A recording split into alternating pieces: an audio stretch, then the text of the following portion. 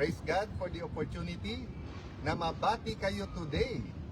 Alam niyo po kung ano sineselebrate sa buong mundo ngayon? Ang World Lake Day. At madalas ko nang pinakita sa inyo, ito po ang Laguna Lake. So trivia muna tayo bago tayo magpasalamat sa Panginoon. Gaano kalaki ang Laguna Lake?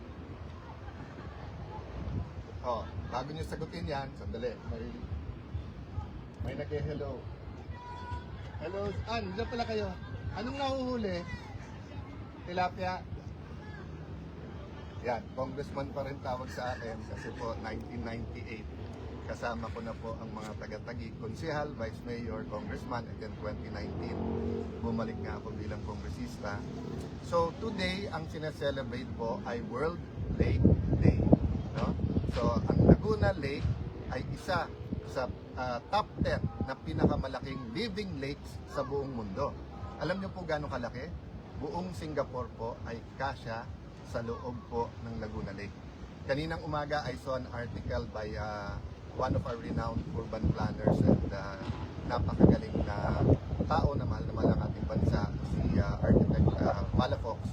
At I saw him, I think more than 10 years ago, at siya nagsabi sa akin na alam mo ba na ang buong Singapore ay kasya sa buong Laguna Lake. Kaya even nung congressman pa ako ng 1998, naging passion ko na po paano pagandahin po ang Laguna Lake. Nagkaroon lang po syempre ako ng opportunity sa side ng Taguig dahil nga ito ang aking home city. So we praise God, diba, for mountains, for plains, for farmlands, for cities. We praise God for rivers, we praise God for lakes, and many people po rely on the Laguna Lake, and sobra po ang potential nito. Nanghinayang lang po ako, nalulungkot ako pag natatandaan ko rin po si Tatay Digong because minsan napag-usapan namin to, kaya nga pinalinis niya po to at kalahati ng mga fish pen dahil overcrowded, pinatanggal niya. So after nililinis yung Boracay, nilalabi ko na sa kanya na dito na ang susunod, di ba? So kung titignan mo ang Boracay, well developed, pero may mga naging problema sa overdevelopment at pollution.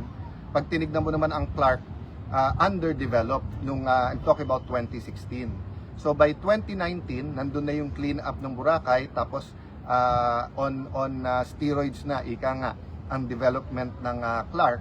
So ang Clark at saka Boracay, pag pinagsama mo po ang iba po ang ganda, syempre iba po ang ganda ng Boracay, but I'm talking about ecotourism, I'm talking about the marginalized farmers. So in the same manner na pinaka mayaman na turista pumupunta sa Boracay, pinakamalalaking hotel, President Duterte cared about yung mga indigenous people at saka yung mga magsasaka doon.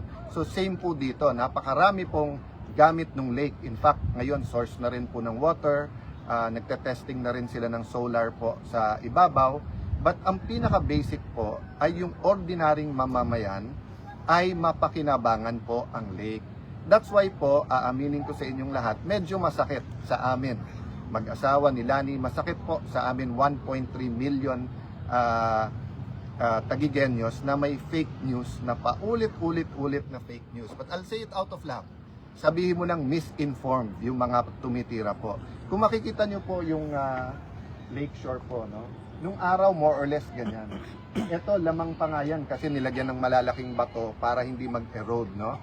But in 1998, one-fourth to one-third ng Taguig, grabe ang baha po. Hanggang Bewang, hanggang Dibdib. Tapos, pag binabaha po yan, halimbawa malakas ang bagyo ng October, it lasts until January.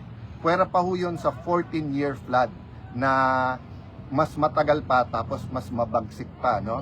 So, nung nagawa yung road dike, nagkaroon ng protection on the side, pero natamaan yung ecology or natural edges ng Laguna Lake, no, yung lakeshore.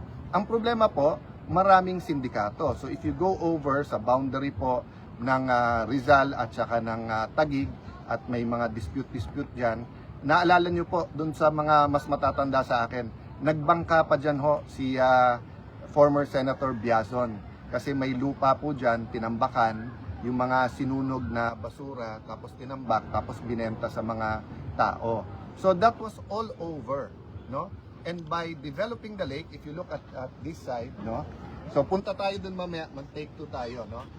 But today, as we celebrate the World Lake Day, napakarami pong rivers at lakes sa buong Pilipinas na nasasayang. Grabe ang potential. Pero whether it's because nadumihan, meaning na-pollute, whether may massive urbanization, whether may engineering intervention. For example po, maraming dams na ginawa na dapat 3 yan eh. May tubig pang irrigation, may pang flood control, tapos meron yung natural, no, flow ng water sa lake or river. Hindi natuloy yung component parts na yon, kaya nasira, di ba? Then puwera pa nga yung corruption sa flood control, no? My point is, today, when we give thanks to God, tama pala talaga ang Panginoon na kapag ka may struggle, pag may bagyo, pag may storm sa buhay mo, may opportunity din.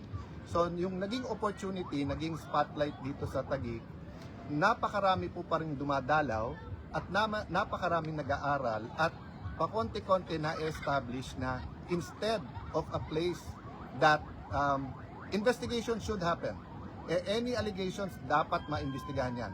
Welcome yan. Kaya nga, kakasabi lang sa akin ni Mayor Lani, sana mag-walkthrough sila. Lahat ng namimintas, lahat ng baka naman na-misunderstand, baka mali sumbong sa kanila, baka sa galit nila, nabulag sila, welcome sila, sasamahan pa niya. Siyempre, nakaka-stress pag sinasamahan mo ako sa Tory, pero that's part of life eh. Sanay na kami dyan. Pag nag-house to house ka, kinakamayan mo, di ba? Kahit na yung galit sa'yo, kahit na yung poster ng kalaban mo, nandun. Pagka bagyo, namimili ka pa ba ng suporte o hindi supporter? Siyempre, sa lahat tutulungan mo. At pinaka-importante, sa salita ng Diyos, sabi ng salita ng Diyos, kung ang mahal mo at mamahalin mo ay yung lang mga mahal mo sa buhay, kamag-anak mo, asawa mo, mga anak mo, close friends mo, then ano kaibahan mo sa lahat ng iba, di ba? Ang kaibahan ng nagmamahal sa Diyos ay pati kalaban niya, mahal niya. Kaya sabi nila ni, let's have a walkthrough. And from a place that they think may anomalya, you will see it is really a model development. It's not perfect. All around the world, bawat gawin mo may advantage, may disadvantage, no? So nung ginawa yung road dike, yung C6 kung tawagin nila, pero hindi yan yung tunay na C6. Yung tunay na C6, gagawin pa lang yon 1.2 kilometers away from here. Nasa Laguna side na ginagawa, tapos dito papunta.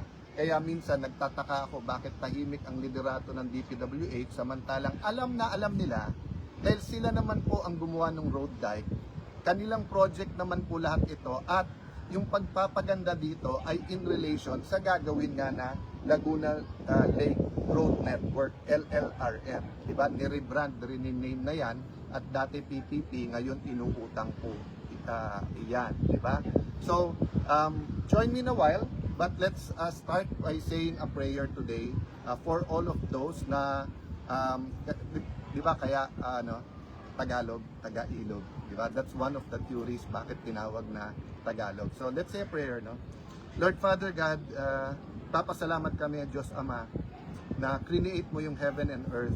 Salamat Lord God na sa Pilipinas, napakagagandang bundok, napakagagandang beach, mga lawa, mga ilog, napakayayaman po na lupa, whether ito ay para sa pagsasaka o ito po ay mga lupa na may mga minerals, may it be gold, may it be copper, may it be nickel, yung pinag-uusapan ngayon na rare earth minerals, Lord.